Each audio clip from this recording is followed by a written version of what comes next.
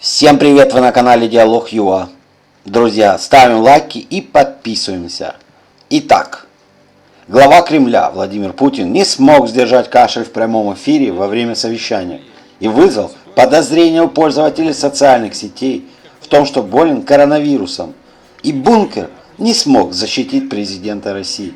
На опубликованных кадрах глава Кремля прокомментировал тяжелую ситуацию в российских регионах, у которых возник дефицит бюджета.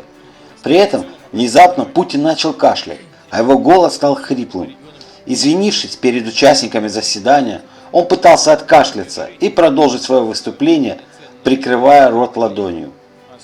После публикации кадров российские журналисты обратились за комментарием в Кремль, пытаясь выяснить, не заболел ли российский глава коронавирусом.